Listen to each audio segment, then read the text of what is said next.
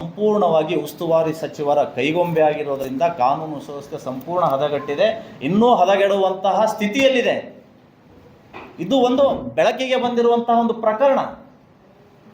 ಇಂಥ ಹಲವಾರು ಪ್ರಕರಣಗಳು ಬೆಳಕಿಗೆ ಬರೆದು ಮುಚ್ಕೊಂಡು ಹೋಗಿದ್ದಾವೆ. ಅವರ ಆ ಹಲ್ಲೆಕೋರರ ಕ್ಯಾಮ್ರಾದಲ್ಲಿ ಅವರೇ ಹೇಳಿದ ಹಾಗೆ ಹುಮ್ನಾಬಾದಿನ ಒಬ್ಬ ಯುವಕನಿಗೂ ಕೂಡ ಕಾಲು ಕಟ್ಟಿ ಚಾವಣಿಗೆ ತೂಗಿ ಹಾಕಿ ಹೊಡೆದಿರುವಂತಹ ವಿಡಿಯೋ ಈ ಅಮಾಯಕ ಯುವಕ ನೋಡಿದ್ದಾನೆ.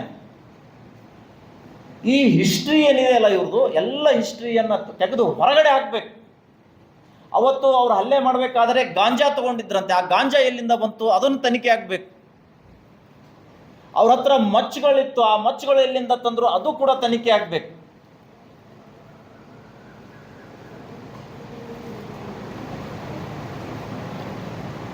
ಸೂತ್ರಧಾರ ಈ ರಮೇಶ್ ದೊಡ್ಡಮನಿಯನ್ನ